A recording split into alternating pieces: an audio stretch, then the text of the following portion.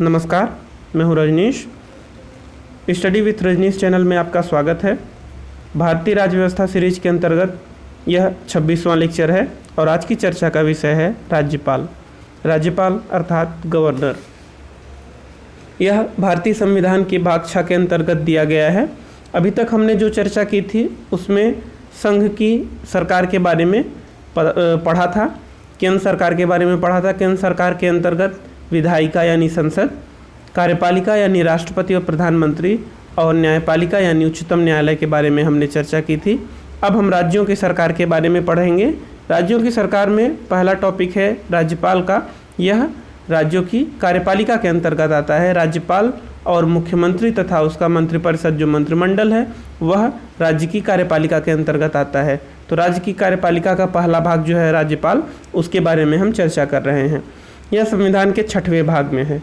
6वें भाग में अनुच्छेद 153 से लेकर 167 तक राज्य की कार्यपालिका के बारे में बताया गया है। उसमें क्या क्या शामिल है? उसमें शामिल है राज्यपाल, मुख्यमंत्री, मंत्रिपरिषद तथा राज्य का महाधिवक्ता।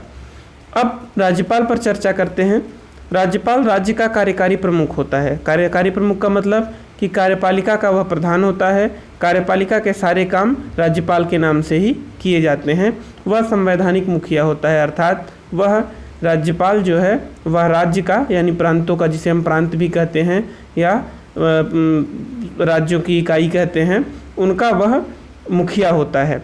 राज्यपाल केंद्र सरकार के प्रतिनिधि के रूप में कार्य करता है। केंद्र सरकार के प्रतिनिधि का मतलब है कि राज्यपाल कार्यपालिका में जो सीधे जनता के द्वारा नहीं चुना जाता बल्कि केंद्र सरकार के द्वारा चुना जाता है, इसलिए वह केंद्र सरकार के प्रतिनिधि के रूप में कार्य करता है। अब राज्यों के राज्यपाल के लिए एक राज्य का एक व्यक्ति राज्यपाल बनाया जाएगा, ऐसी व्यवस्था की गई थी। किंतु 1956 के 7वें संशोधन अधिनियम के द्वारा यह कहा गया कि एक व्यक्ति एक से अधिक राज्यों का राज्यपाल हो सकता है। अगर आवश्यकता पड़े तो किसी अन्य राज्य का राज्यपाल भी उसे बनाया जा सकता है, कार्यकारी रूप में या स्थायी रूप में। तो यह 1956 के संशोधन के बाद से नियम आया है कि भारत में कोई भी एक व्यक्ति एक से अधिक राज्यों का राज्यपाल बन सकता है। अब जब हमने संघ की कार्यपालिका पढ़ी थी तो उसमें राष्ट्रपति के बारे में पढ़ा था। राष्ट्रपति की तरह एक उसका अधीनस्थ पद उपराष्ट्रपति का होता है, जो राष्ट्रपति की अनुपस्थिति में कार्य करता है। अब यहाँ पर उपराष्ट्रपति की तरह राज्यों में उपराज्यपाल का पद नहीं होता। क्यों?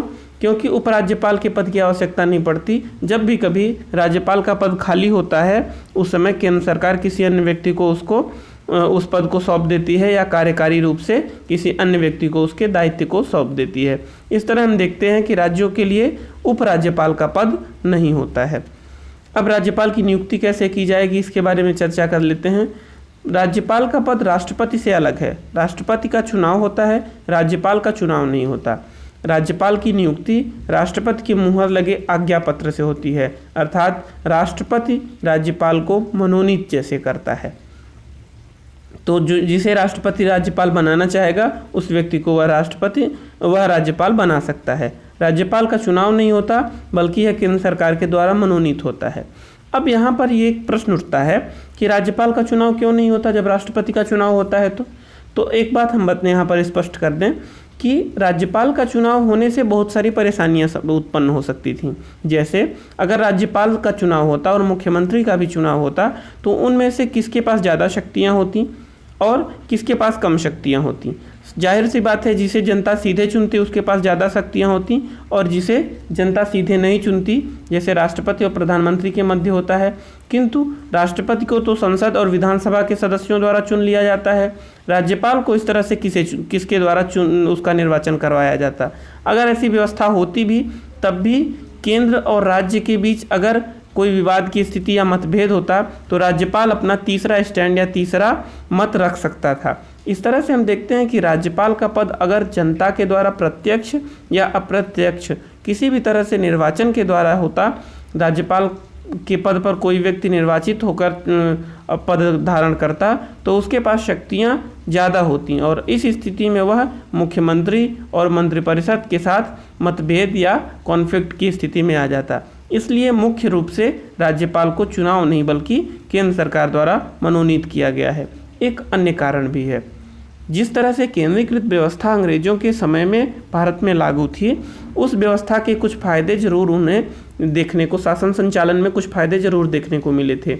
गवर्नर का पद जो केंद्र सरकार द्वारा नियुक्त होता है वह वास्तव में केंद्र सरकार का प्रतिनिधि होता है और उन सभी कार्यों दायित्वों को देखता है या उन राज्य सरकारों के कार्यों को, उनकी राज्य सरकार की गतिविधियों पर नज़र रखता है जो देश के खिलाफ हों या देश के विरुद्ध जा सकती हों, सामान्य जनता के विरुद्ध जा सकती हों। इस तरह से वह केंद्र सरकार का प्रतिनिधि होने के नाते महत्वपूर्ण कार्य करता है और इन्हीं सब कारणों से केंद्र सरकार राज्यपाल की नियुक्ति करती है, राज्यपाल का चुनाव नहीं किया जाता। अब एक अन्य व्यवस्था 1979 में दी गई उच्चतम न्यायालय के द्वारा। उच्चतम न्यायालय ने यह साफ कर दिया कि केंद्र सरकार के अधीन यह पद नहीं है, अर्थात राज्यपाल केंद्र सरकार के अधीन नहीं होता, यह एक स्वतंत्र संवैधानिक कार्यालय है।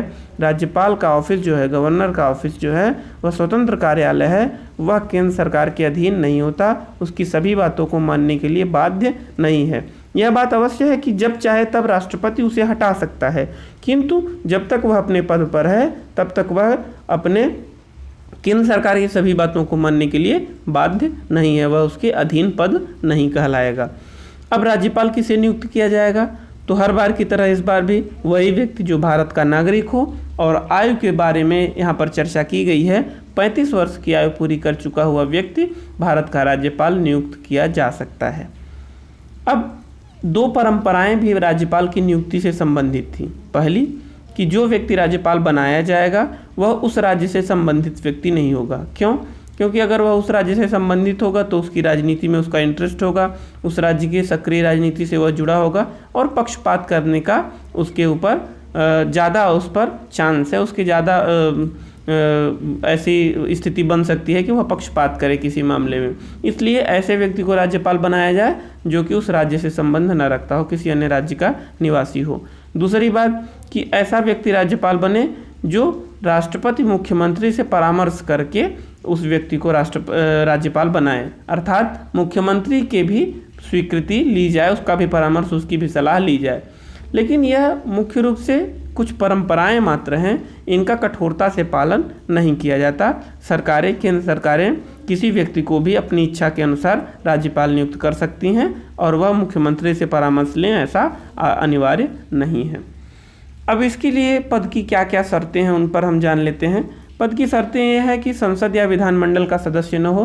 कोई व्यक्ति या संसद अगर लोकसभा, राज्यसभा अथवा विधानसभा का सदस्य है तो उस व्यक्ति को राज्यपाल नहीं बनाया जा सकता। अगर वह राज्यपाल बनता है तो उसे अपनी सदस्यता छोड़नी होगी।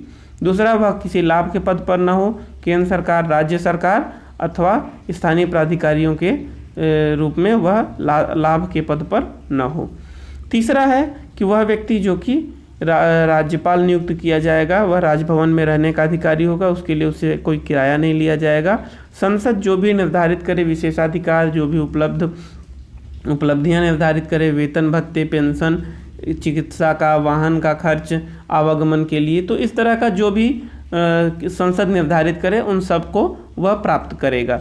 इसके साथ साथ एक अन्य बात कि वह 2 या अधिक राज्यों में अगर किसी व्यक्ति को राज्यपाल नियुक्त किया गया है तो राष्ट्रपति इस हिसाब से व्यवस्था करेगा कि उनके वेतन भत्तों को दोनों राज्य आपस में मिलकर के बांट लें। इसके अलावा राज्यपाल की स्वतंत्रता के लिए उस पर यह ध्यान रखा गया है कि उसके कार्यकाल के दौरान उसके वेतन और भत्तों में कमी नहीं की जाएगी। राज्यपाल को बहुत सारे विशेषाधिकार भी प्राप्त हैं। कैसे विशेषाधिकार? अर्थात अगर उसे कुछ अपने कर्तव्यों का निर्वहन करना है तो कुछ ऐसी शक्तियां जो सामान्य नागरिकों को नहीं प्राप्त होती, कुछ ऐसे विशेषाधिकार, जैसे उसे शासकीय कृत्यों के लिए विधिक दायित्व से निजी उन्मुक्ति प्राप्त है। कठिन शब्द लग रहा है, सामान्य अर्थ में बताते हैं कि वह जो भी सरकारी काम करेगा उस कार्य के लिए न्यायालय में उसे चुनौती नहीं दी जाएगी। क्यों?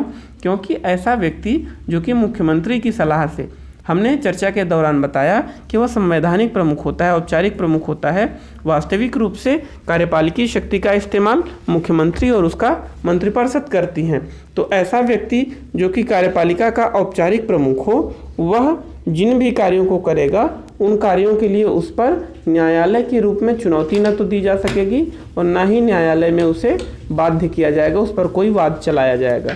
तो यह महत्वपूर्ण बात है कि राज्यपाल का पद इन उन्मुक्तियों इस तरह के कार्यों से मुक्त है कि उस पर किसी तरह का वाद नहीं चलाया जाएगा। दूसरा, उसे अपने कार्यकाल के दौरान आपराधिक कार्यवाही की सुनवाई से भी मुक्ति प्राप्त है। जब तक वह कार्यकाल में है तब तक उस पर किसी तरह की आपराधिक कार्यवाही नहीं लागू की जाएगी, नहीं चलाई जाएगी। उसे गिरफ्तार करके कारावास में नहीं डाला जाएगा, राज्यपाल को यह भी उन्मुक्ति प्राप्त है। अगर उस पर कोई दीवानी केस करना भी हो तो उसके विरुद्ध इस तरह के नागरिक कानून संबंधी कार्रवाई यानी दीवानी कार्रवाई करने के लिए 2 महीने के नोटिस जारी करना पड़ेगा, 2 महीने पहले। तो हम देखते हैं कि राज्यपाल को जो उन्मुक्तियां प्राप्त हैं, इनके कारण वह अपने कार्यों को सफलतापूर्वक स्वतंत्रतापूर्वक करने के लिए यह उन्मुक्तियां, यह उसको विशेषाधिकार दिए गए हैं। अब यहाँ पर यह देख लेते हैं कि राज्यपाल को शपथ कौन दिलाता है। राज्यपाल को शपथ दिलाता है उच्च न्यायालय का मुख्य न्यायाधीश, और अगर वह नहीं है तो उसकी अनुपस्थिति में उच्च न्यायालय के वरिष्ठ न्यायाधीश के द्वारा राज्यपाल को शपथ दिलाई जाती है। किस चीज़ की शपथ? वह व्यक्ति जो राज्यपाल बनेगा निष्ठापूर्वक कर्तव्यों का पालन करेगा, संविधान की रक्षा करेगा, संविधान के नियमों के अनुकूल ही कार्य करेगा और जनता की सेवा करेगा। तो इस तरह से यह तीन बातों की शपथ उसे लेनी पड़ती है और यह शपथ दिलाता है उच्च न्यायालय का मुख्य न्यायाधीश। अब राज्यपाल का कार्यकाल तो ऐसे 5 वर्ष का है, किंतु ध्यान रखिएगा कि राज्यपाल राष्ट्रपति के प्रसाद पर्यंत अपने पद पर बना रहता है, अर्थात जब तक राष्ट्रपति की इच्छा है तभी तक वह अपने पद पर बना रहेगा। राज्यपाल राष्ट्रपति की इच्छा का मतलब है कि यहाँ पर केंद्र सरकार की इच्छा, केंद्र सरकार जिस व्यक्ति को राज्यपाल जितने दिन के लिए जहाँ बना के रखना चाहे उतने दिन के लिए वह व्यक्ति वहाँ पर राज्यपाल बना रहेगा। तो केंद्र सरकार की इच्छा के अनुसार ही व्यक्ति राज्यपाल का पद संभालता है। अब राज्यपाल की कुछ शक्तियाँ हैं, कुछ उसके अधिकार हैं, उनके बारे में जान लेते हैं।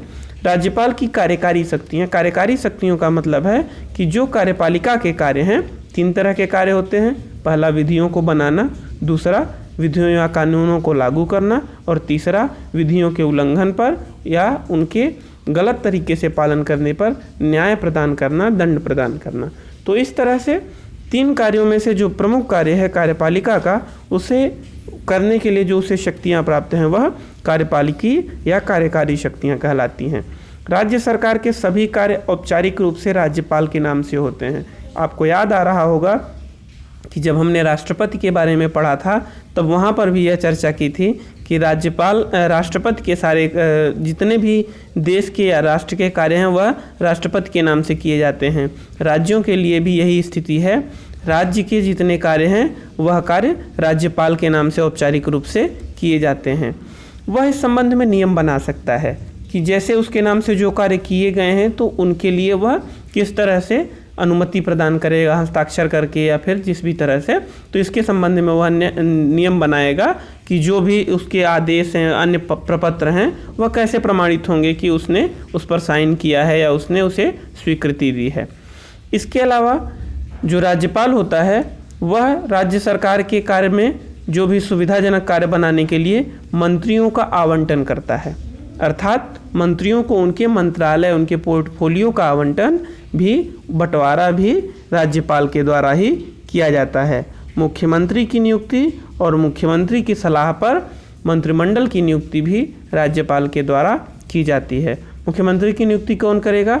राज्यपाल मुख्यमंत्री की नियुक्ति करेगा जो विधानसभा में बहुमत दल का नेता हो।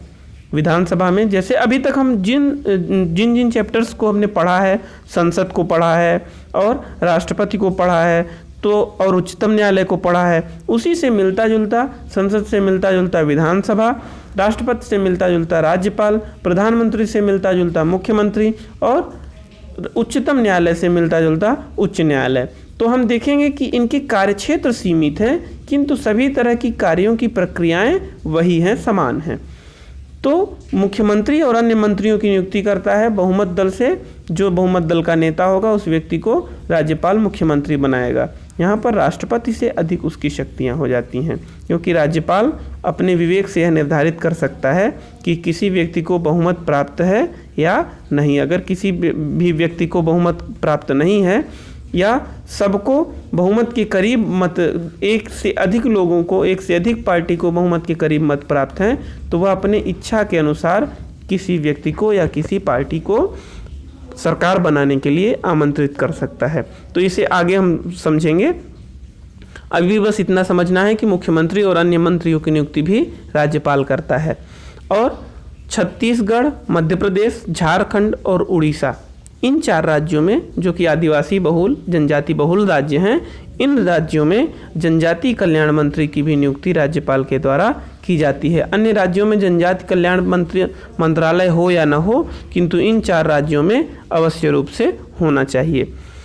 एक अन्य कार्य है, राज्य के महाधिवक्ता की नियुक्ति भी राज्यपाल करता है और उसके पारिश्रमिक को निर्धारित करता है। महाधिवक्ता यानी एडवोकेट जनरल जो होता है हाई कोर्ट में, उसे भी राज्यपाल नियुक्त करता है। राज्यपाल की इच्छा पर्यंत ही, उसके प्रसाद पर्यंत ही महाधिवक्ता अपने पद पर बना रहता है। अर्थात जब राज्यपाल चाहे तब महाधिवक्ता को उसके पद से हटाकर किसी अन्य व्यक्ति को उस पर स्थापित कर सकता है। तो इस तरह से हम देखते हैं कि राज्य, जैसे हमने राष्ट्रपति के बारे में पढ़ा था, सेम वही स्थिति राज्यपाल की भी है कि काम तो उसके नाम से बहुत सारे हैं, किंतु सारे नाम केवल उसके काम, सारे काम उसके नाम से किए जाते हैं। बाकी वास्तव में उन कार्यों को करने वाला कौन होता है? मुख्यमंत्री और उसकी मंत्रिपरिषद। तो आगे जब हम चर्चा करेंगे तो यह भी जानेंगे। इसके अलावा वह राज्य के निर्वाचन आयोग की नियुक्ति करता है, उसकी सेवा शर्तें, कार्यविधि इत्यादि का निर्धारण करता है। राज्य निर्वाचन आयोग क्या है? राज्य निर्वाचन आयोग का मतलब है एक ऐसा आयोग जो कि राज्य के चुनावों को संपादित करता है। तो हमने तो पहले ही चर्चा में पढ़ लिया था कि विधानसभा और लोकसभाओं का चुनाव तो केंद्रीय निर्वाचन आयोग करता है। फिर ये राज्य निर्वाचन आयोग किसका चुनाव कराता है? राज्य निर्वाचन आयोग कराता है मुख्य रूप से स्थानीय स्वशासन यानी पंचायतों के चुनाव, नगर पालिकाओं के चुनाव, नगर परिषदों के चुनाव इत्यादि जो चुनाव स्थानीय स्वशासन के होते हैं, सहकारी चुनाव होते हैं, यह सारे चुनाव, मंडी के चुनाव, इन सारे चुनावों को यह राज्य का निर्वाचन आयोग ही कराता है। तो मुख्य रूप से हम देखते हैं कि राज्य निर्वाचन आयुक्त की भी नियुक्ति राज्यपाल के द्वारा की जाती है। राज्य के लोक सेवा आयोग के अध्यक्ष और सदस्यों की नियुक्ति भी यही करता है, लेकिन ध्यान रखिएगा यह इन पर नियंत्रण नहीं स्थापित कर सकता। राज्यपाल इनकी नियुक्ति करता है। किनकी नियुक्ति? राज्य के लोक सेवा आयोग की, जो पीसीएस के होते हैं, उस आयोग के, जिसे हम पीसीएस कहते हैं, पीएससी कहते हैं, उस आयोग के अध्यक्ष और सदस्यों की नियुक्ति राज्यपाल करता है, किंतु उन पर नियंत्रण नहीं रखता। नियंत्रण राष्ट्रपति का होता है, अर्थात उन्हें हटाने का कार्य राष्ट्रपति के द्वारा किया जाएगा। अब और क्या काम करता है विधायी रूप से? ये तो नियुक्तियां हो गई। इसके अलावा विधायी रूप से वह क्या कार्य करता है? वह मुख्यमंत्री से प्रशासनिक या विधायी मामले में जानकारी प्राप्त कर सकता है। अगर कोई भी ऐसा कार्य जो कि प्रशासनिक रूप से हो रहा है, कोई भी कानून पारित किया जा रहा है, तो राज्यपाल को यह अधिकार है कि वह मुख्यमंत्री से इसके बारे में जानकारी प्राप्त करे और मुख्यमंत्री उसे सही स्पष्ट जानकारी देने के लिए संविधान के द्वारा कहा गया है वह बाध्य है। अब मुख्यमंत्री इसके अलावा एक अन्य कार्य भी करता है कि अगर मान लीजिए मंत्रिपरिषद की सलाह लिए बिना किसी मंत्री ने कोई प्रस्ताव या कोई किसी रूप से निर्णय लिया है, तो उस निर्णय पर वह मुख्यमंत्री से विचार करने के लिए मांग कर सकता है। अर्थात सारे जो मंत्री परिषद जितने भी निर्णय लिए जाते हैं सरकार के द्वारा, वह मंत्रिपरिषद की सलाह से लिए जाते हैं। लेकिन अगर कोई मंत्री ऐसा नहीं करता तो उस पर मुख्यमंत्री को विचार करने के लिए राज्यपाल कह सकता है। यह शक्तियाँ, सारी शक्तियाँ राज्यपाल के साथ साथ राष्ट्रपति को भी प्राप्त हैं केंद्र सरकार के संदर्भ में। राष्ट्रपति से राज्य में संवैधानिक आपातकाल की सिफारिश कर सकता है। संवैधानिक आपातकाल का मतलब कि जब राज्य में किसी भी पार्टी को बहुमत नहीं प्राप्त होता और ऐसी स्थिति में वह राष्ट्रपति से कह सकता है कि राष्ट्रपति शासन लागू किया जाए और संभव हो तो कुछ दिन बाद जब भी स्थितियां अनुकूल हो तो पुनः चुनाव कराए जाएं। तो इस तरह से संवैधानिक तंत्र की विफलता पर यह राष्ट्रपति शासन लागू करने की सिफारिश भी राज्यपाल ही करता है। वह जब राष्ट्रपति शासन लागू होता है यानी संवैधानिक आपातकाल लागू होता है, उस समय राष्ट्रपति के प्रतिनिधि के रूप में सभी कार्यकारी कार्य राज्यपाल के पास ही होते हैं। उन पर विधियां केंद्र सरकार बनाती है, किंतु सारी विधियां राज्यपाल के नाम से लागू की जाती हैं, उन पर राज्यपाल निर्णय लेता है। इसके अलावा वह अपने राज्य विश्वविद्यालयों का कुलाधिपति होता है। कुलाधिपति यानी चांसलर होता है, और इस पद के होने के नाते राज्यपाल चाहे तो स्वयं चांसलर रहता है या किसी अन्य व्यक्ति को भी नियुक्त कर सकता है। इसके साथ साथ वह सारे राज्य की विश्वविद्यालयों के लिए कुलपति की भी नियुक्ति, वाइस चांसलर की भी नियुक्ति राज्यपाल स्वयं करता है। तो इस तरह से हम देखते हैं कि बहुत सारे ऐसे कार्य हैं जो कि राज्यपाल के द्वारा किए जाते हैं, जो कार्यपालिकी कार्य हैं। विधायी कार्य भी हैं, व्यवस्थापिका के भी कार्य हैं। जैसे राज्यपाल जैसे राष्ट्रपति करता है, वैसे राज्यपाल भी विधानसभा के सत्र को बुलाता है, सत्रावसान करवाता है, और सत्र को विघटित करने की शक्ति भी राज्यपाल के पास है। जब मुख्यमंत्री इस तरह की सिफारिश करे कि विधानसभा का सत्र विघटित कर दिया जाए, तो मुख्यमंत्री की सलाह पर राज्यपाल सत्र को विघटित कर देता है। विधानमंडल चुनाव के बाद पहले सत्र में और प्रत्येक वर्ष के पहले सत्र को राज्यपाल संबोधित करता है। इसके अलावा जो विचाराधीन विधेयक हों या अन्य मामले हों जिन पर भी राज्यपाल की इच्छा हो, उनके बारे में वह विधानसभा को संदेश भेज सकता है। विधानसभा के अध्यक्ष और उपाध्यक्ष का पद अगर खाली है, तो राज्यपाल उन पदों पर किसी व्यक्ति को कार्यकारी रूप से नियुक्त करने के लिए या उनके चुनाव कराने के लिए प्रयास करता है, किसी सदस्य को उन पदों पर नियुक्त करता है। इसके अलावा अगर विधान परिषद है, सभी राज्यों में विधान परिषद नहीं है, किंतु अगर किन्हीं राज्यों में, जिन राज्यों में विधान परिषद है, तो उन राज्यों की विधान परिषद के 1/6 भाग को वह राज्यपाल के द्वारा 1/6 सीटों का मनोनयन होता है। वह 1/6 सीटों पर मनोनीत करता है कुछ सदस्यों को। किन सदस्यों को? ऐसे लोग जो साहित्य, विज्ञान, कला, सहकारिता आंदोलन और समाज सेवा के क्षेत्र में व्यवहारिक अनुभव रखते हों या ज्ञान रखते हों। अब आपको थोड़ा सा डिफरेंस समझ में आ रहा होगा। राज्यसभा में राष्ट्रपति भी मनोनीत करता है, विधान परिषद में राज्यपाल मनोनीत करता है। राज्यसभा में 12 सदस्यों का निर्धारण है, यहाँ पर विधान परिषद में 1/6 सदस्यों का निर्धारण है।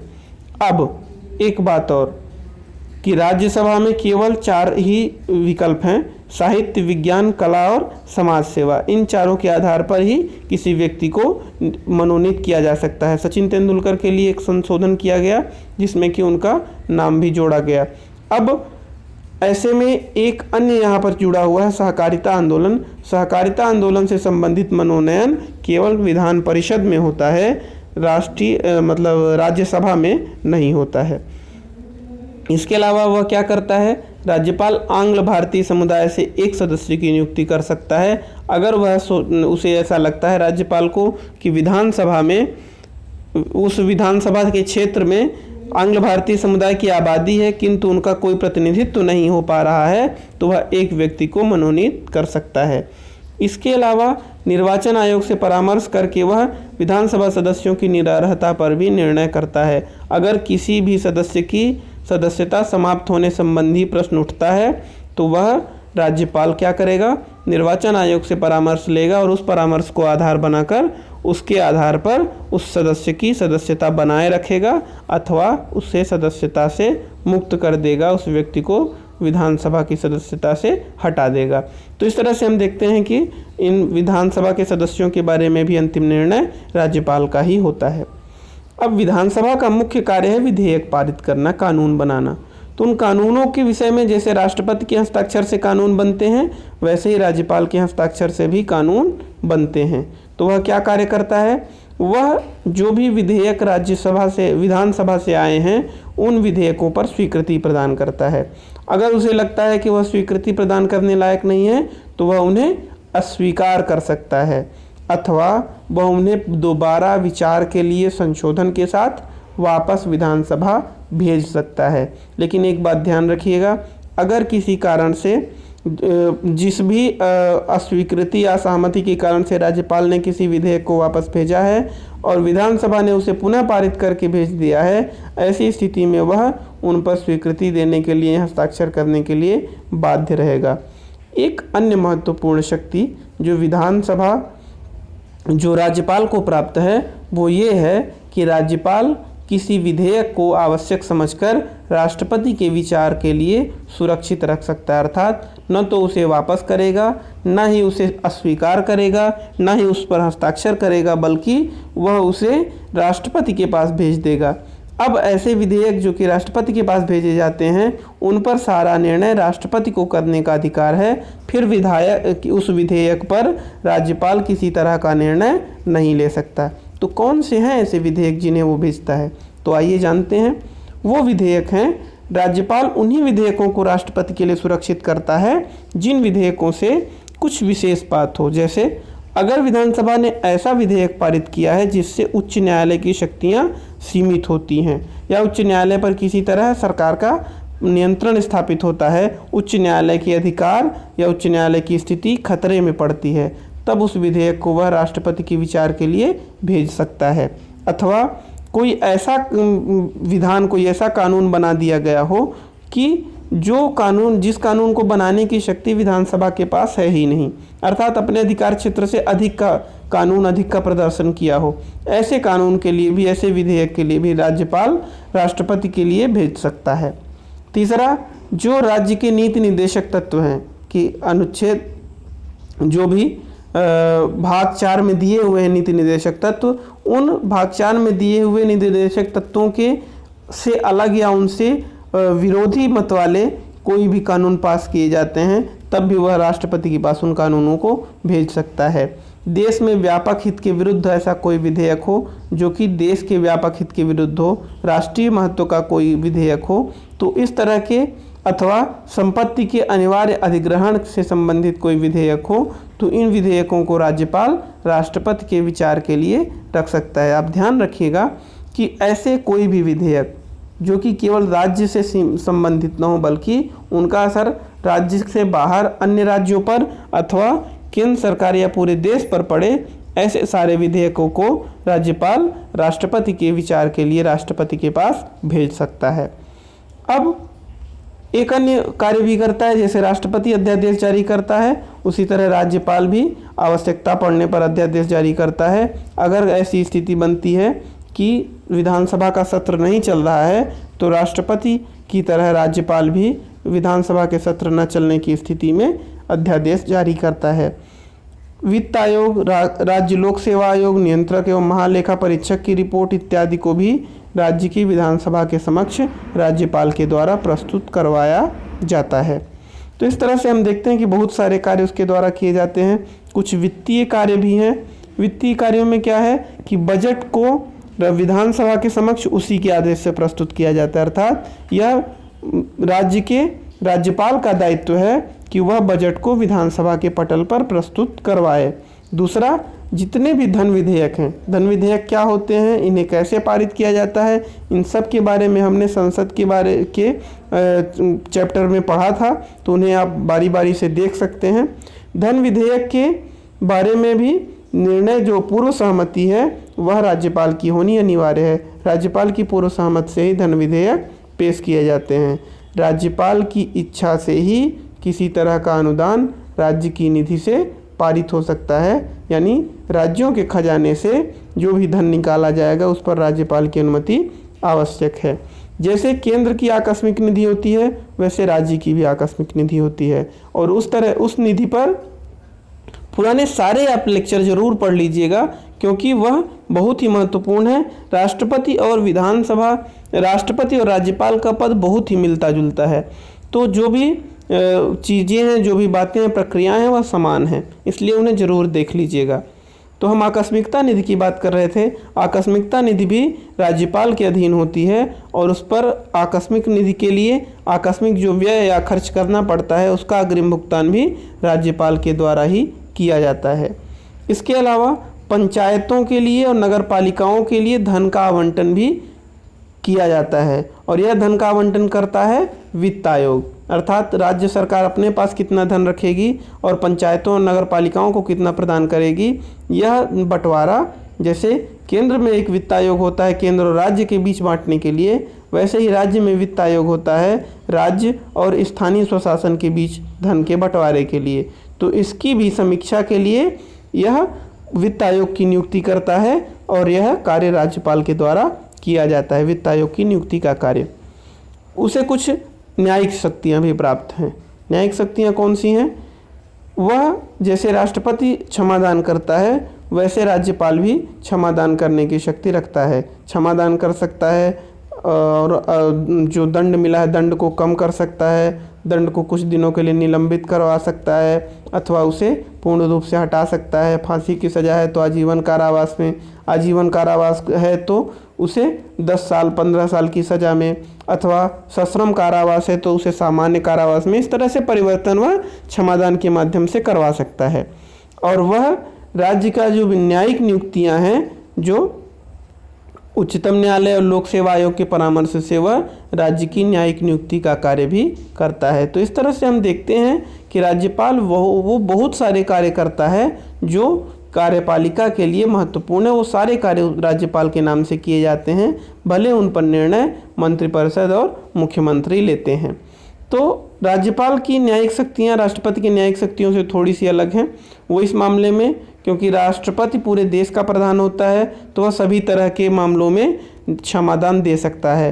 राज्यपाल मृत्युदंड के मामले में क्षमादान नहीं दे सकता, पहली चीज़। दूसरी बात, अगर सैन्य अदालत से किसी व्यक्ति को कोर्ट मार्शल हुआ हो, सैन्य अदालत से दंड प्राप्त हुआ हो, तो ऐसे व्यक्ति को भी राज्यपाल क्षमा नहीं कर सकता। और तीसरी बात कि राज्यपाल उन्हीं विधियों के लिए क्षमा कर सकता है जो राज्य की विधियां हैं, केंद्र की विधियों के लिए नहीं, जबकि राष्ट्रपति पूरे देश की सभी विधियों के लिए क्षमादान दे सकता है। तो थोड़ा अंतर है, क्योंकि भाई प्रोटोकॉल का भी अंतर है, पद छोटा बड़ा है इसलिए अंतर है, किंतु बहुत ही महत्वपूर्ण है कि राष्ट्रपति की तरह राज्यपाल को भी क्षमादान की शक्तियाँ प्राप्त हैं। अब संवैधानिक स्थिति क्या है उसके बारे में जान लेते हैं। राज्यपाल नाम मात्र का प्रधान होता है। जितने भी काम हमने गिनाए हैं वो सारे काम राज्यपाल की जगह मुख्यमंत्री और उसका मंत्रिपरिषद के द्वारा किए जाते हैं, पहली बात। दूसरा, वह केंद्र सरकार का प्रतिनिधि होता है। जब तक केंद्र सरकार चाहती है तब तक अपने पद पर बना रहता है। केंद्र सरकार की इच्छा के पूरा होते ही वह अपने पद को त्याग कर देता है, दूसरे व्यक्ति को केंद्र सरकार राज्यपाल नियुक्त कर देती है। तो केंद्र सरकार की प्रतिनिधि के रूप में काम करता है, ऐसे सारी बातों पर नज़र रखता है जो केंद्र के या पूरे देश के हित के विरुद्ध हों। ऐसे कानूनों को वह राष्ट्रपति के पास भेज देता है जो केंद्र के लिए या पूरे देश के लिए महत्वपूर्ण हो। तो इस तरह से वह केंद्र के प्रतिनिधि के रूप में कार्य ही करता है। अब वर्तमान में राज्यपाल का इस्तेमाल केंद्र के प्रतिनिधि की तरह की जगह केंद्र की पार्टी के प्रतिनिधि की तरह होने लगा है। ऐसा कई बार हुआ है कि जब केंद्र में सरकार बदलती है तो राज्यों में राज्यपालों को इस्तीफा देने के लिए बाध्य किया जाता है। ऐसा पिछले कई बार से देखने को मिल रहा है। जब नरसिम्हा राव की सरकार बनी उस समय भी ऐसा परिवर्तन किया गया था। 17 या 15 राज्यपालों को उनके पद से इस्तीफा देने के लिए कहा गया था। इसके पहले जनता पार्टी सरकार में भी, इसके बाद की भी सरकारों ने इस तरह के कार्य किए हैं। तो राज्यपाल को पार्टी के केंद्र के प्रतिनिधि की जगह पार्टी का प्रतिनिधि समझते हुए मुख्य रूप से इसे प्रयोग किया गया है। अब एक बात है विवेकाधिकार राज्यपाल का। राज्यपाल का विवेकाधिकार बहुत ही महत्वपूर्ण है। वह अपने विवेक से दो काम करता है। पहला, जब बहुमत प्राप्त कोई दल नहीं होता तो वह किसी भी दल को जिसे वह उचित समझे पार्टी के सरकार बनाने के लिए आमंत्रित कर सकता है। दूसरी बात, यह उसका विवेकाधिकार है। और दूसरी बात कि कौन सा विधेयक राष्ट्रपति के पास भेजा जाए कौन सा नहीं, इसका निर्णय भी वह अपने विवेक से करता है। तो ये दोनों अधिकार बहुत ही महत्वपूर्ण हैं और यही दोनों राज्यपाल के पद को बाकी अन्य पदों से प्रमुख बनाते हैं, विशेष बनाते हैं। इस तरह हम देखते हैं कि राज्यपाल का पद और राज्य की कार्यपालिका के बारे में हमने चर्चा की, उसके प्रमुख कार्यों शक्तियों के बारे में चर्चा की। इससे संबंधित जो भी प्रश्न होंगे उन्हें आप कमेंट बॉक्स में ज़रूर पूछें और इसके आगे हम मुख्यमंत्री और उसके मंत्रिपरिषद पर चर्चा करेंगे। वीडियो का ये सिलसिला चलता रहेगा और हम रोज़ नया कुछ न कुछ सीखते रहेंगे। धन्यवाद। महादेव।